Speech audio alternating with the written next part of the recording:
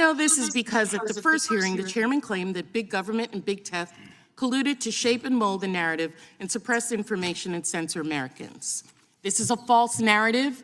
We're engaging in false narratives here, and we are going to tell the truth. I yield back.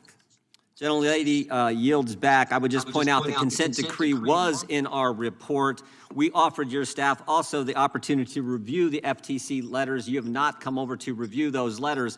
Third, the idea that I believe both of these individuals who are getting ready to testify, I believe they're both Democrats. The idea that two journalists who happen to be Democrats— Did you not give that offer at 8 o'clock last night? I'm talking now. Your time was ended a few seconds ago. Neither of us are in time. I don't think they're here to help us politically. I think they're here to tell us the truth. And oh, by the way, the first FTC letter to Twitter after the first set of Twitter files, the very first question was, who are the journalists you're talking to?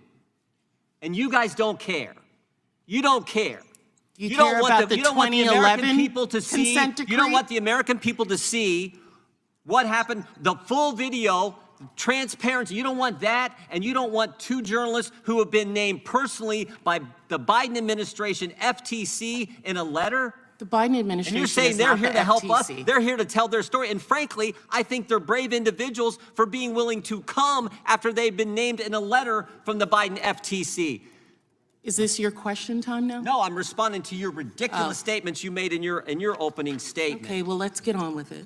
Oh, now we want to get on with it. So you can say all the things you want, and I did in my opening statement, as well as you had an opening statement. You said what you needed to say in your opening statement, and I, as the ranking member, have used my time. Without objection, all other opening statements will be included in the record. We will introduce today's witness, Matt Taibbi.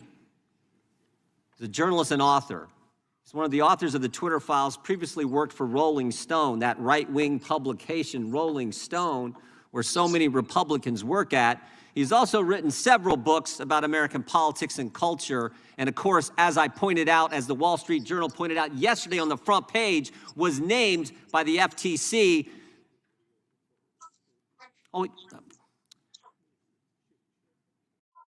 Michael Schellenberger is also a journalist, author, and one of the authors of the Twitter Files. He's also co-founded several nonprofits, including Breakthrough Institute, Environmental Progress, and the California Peace Coalition, another right-wing Republican organization, I'm sure. His work often focuses on crime and drug policy, homelessness, and the climate.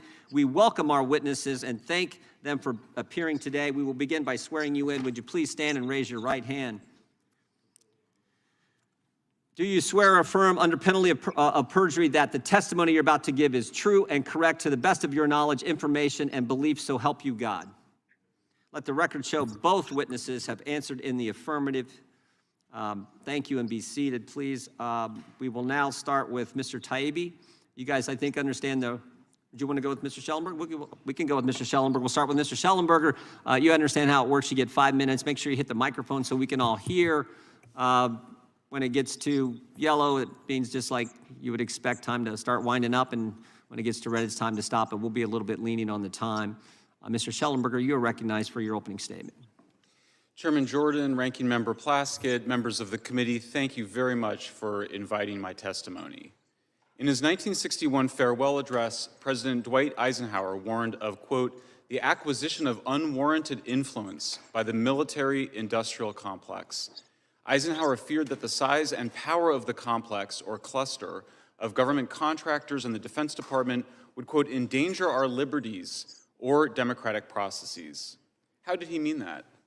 Through, quote, domination of the nation's scholars by federal employment, project allocations, and the power of money. He feared public policy would become the captive of a scientific, technological elite. Eisenhower's fears were well-founded. Today, American taxpayers are unwittingly financing the growth and power of a censorship industrial complex run by America's scientific and technological elite, which endangers our liberties and democracy. I'm grateful for this opportunity to offer this testimony and sound the alarm over the shocking and disturbing emergence of state-sponsored censorship in the United States of America.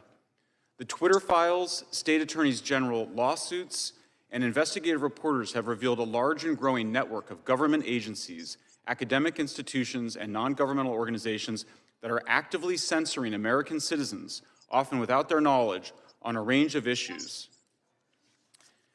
I do not know how much of the censorship is coordinated beyond what we have been able to document, and I will not speculate. I recognize that the law allows Facebook, Twitter, and other private companies to moderate content on their platforms, and I support the right of governments to communicate with the public, including to dispute inaccurate information.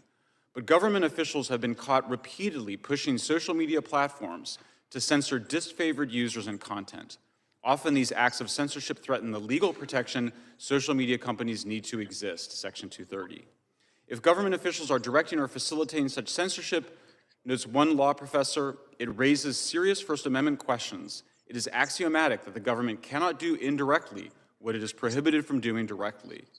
Moreover, we know that the U.S. government has funded organizations that pressure advertisers to boycott news media organizations and social media platforms that refuse to censor and/or spread disinformation, including alleged conspiracy theories. The Stanford Internet Observatory, the University of Washington, the Atlantic Council's Digital Forensic Research Lab, and Graphica have all inadequately disclosed ties to the Department of Defense, the CIA, and other intelligence agencies. They work with multiple U.S. government agencies to institutionalize censorship research and advocacy within dozens of other universities and think tanks. It is important to understand how these groups function. They are not publicly engaging with their opponents in an open exchange of ideas. They aren't asking for a national debate over the limits of the First Amendment. Rather, they are creating blacklists of disfavored people and then pressuring, cajoling, and demanding that social media platforms censor, de-amplify, and even ban the people on those lists. The censorship industrial complex combines established methods of psychological manipulation, some developed by the U.S. military during the global war on terror, with highly sophisticated tools from computer science, including artificial intelligence. The complex's leaders are driven by the fear that the internet and social media platforms empower populist, alternative, and fringe personalities and views which they regard as destabilizing. Federal government officials, agencies, and contractors have gone from fighting ISIS recruiters and Russian bots to censoring and deplatforming ordinary Americans and disfavored public figures. Importantly, the bar for bringing in military-grade government monitoring and speech countering techniques has moved from, quote, countering terrorism to, quote, countering extremism to countering simple misinformation, otherwise known as being wrong on the internet. The government no longer needs a predicate of calling you a terrorist or an extremist to deploy government resources to counter your political activity. The only predicate it needs is simply the assertion that the opinion you expressed on social media is wrong. These efforts extend to influencing and even directing conventional news media organizations. Since 1971, when the Washington Post and New York Times elected to publish classified Pentagon papers about the war in Vietnam, journalists have understood that we have a professional obligation to report on leaked documents whose contents are in the public interest. And yet in 2020, the Aspen Institute and Stanford Cyber Policy Center urged journalists to, quote, break the Pentagon Papers principle and not cover leaked information to prevent the spread of disinformation. Government-funded censors frequently invoke the prevention of real-world harm to justify their demands for censorship, but the censors define harm far more expansively than the Supreme Court does. Increasingly, the censors say their goal is to restrict information that delegitimizes governmental, industrial, and news media organizations. That mandate is so sweeping that it could easily censor criticism from any part of the status quo, from elected officials to institutions to laws. Congress should immediately cut off funding to the censors and investigate their activities. It should mandate instant reporting of all conversations between social media executives, government employees, and government contractors concerning content moderation.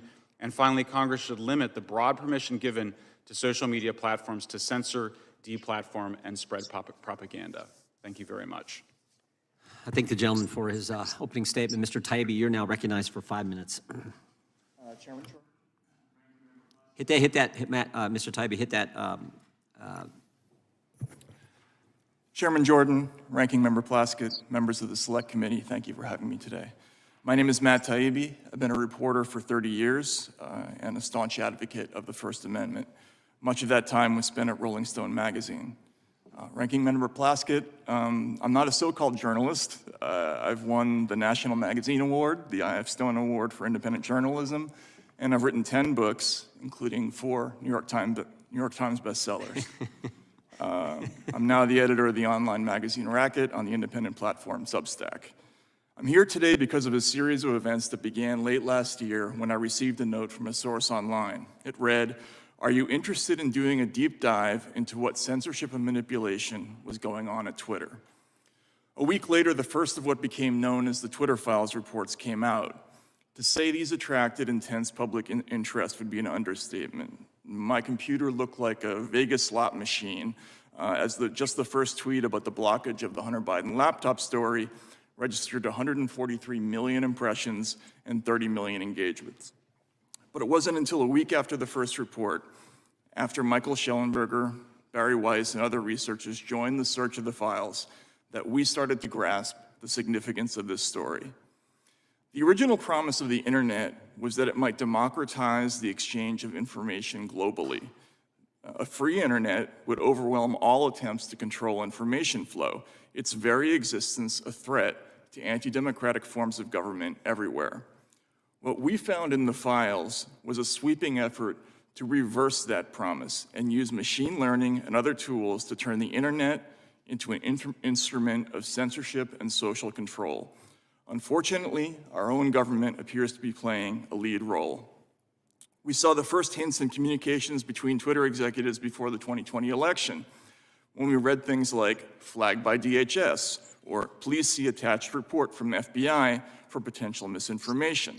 This would be attached to an Excel spreadsheet with a long list of names whose accounts were often suspended shortly after. Again, Ranking Member Plaskett, I would note that the evidence of Twitter-government relationship includes lists of tens of thousands of names on both the left and right. The people affected include Trump supporters, but also left-leaning sites like Consortium and Truthout, the leftist South American channel Telesur, the Yellow Vest movement. That, in fact, is a key point of the Twitter files, that it's neither a left nor right issue. Following the trail of communications between Twitter and the federal government across tens of thousands of emails led to a series of revelations. Mr. Chairman, we summarized and submitted them to the committee in the form of a new Twitter files thread, which was also released to the public this morning. We learned Twitter, Facebook, Google, and other companies developed a formal system for taking in moderation requests from every corner of government, from the FBI, the DHS, the HHS, DOD, the Global Engagement Center at State, even the CIA.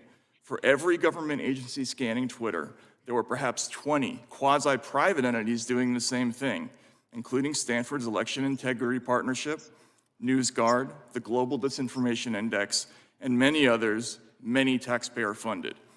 A focus of this fast-growing network, as Mike noted, is making lists of people whose opinions, beliefs, associations, or sympathies are deemed misinformation, disinformation. What Bible do you read? And how do you know? That last term is just a euphemism for true but inconvenient. Undeniably, the making of such lists is a form of digital McCarthyism. Ordinary Americans are not just being reported to Twitter for de-amplification or deplatforming, but to firms like PayPal, digital advertisers like Xandr, and crowdfunding sites like GoFundMe. These companies can and do refuse service to law-abiding people and businesses whose only crime is falling afoul of a distant, faceless, unaccountable, algorithmic judge. As someone who grew up a traditional ACLU liberal, this mechanism for punishment and deprivation without due process is horrifying. Another troubling aspect is the role of the press, which should be the people's last line of defense in such cases. But instead of investigating these groups, journalists partnered with them. If Twitter declined to remove an account right away, government agencies and NGOs would call reporters for the New York Times, Washington Post, and other outlets, who in turn would call Twitter demanding to know why action had not yet been taken. Effectively, news media became an arm of a state-sponsored thought policing system. I'm running out of time, so I'll just sum up and say, it's just not possible to instantly arrive at truth. It is, however, possible, becoming technologically possible to instantly define and enforce a political consensus online, which I believe is what we're looking at. This is a grave threat to people of all political persuasions. The First Amendment and an American population accustomed to the right to speak is the best defense left against the censorship industrial complex. If the latter can knock over our first and most important constitutional guarantee, these groups will have no serious opponent left anywhere. If there's anything the Twitter files show, it's that we're in danger of losing this most precious right, without which all democratic rights are impossible. Thank you for the opportunity to appear, and I'd be happy to answer any questions from the committee. Thank you.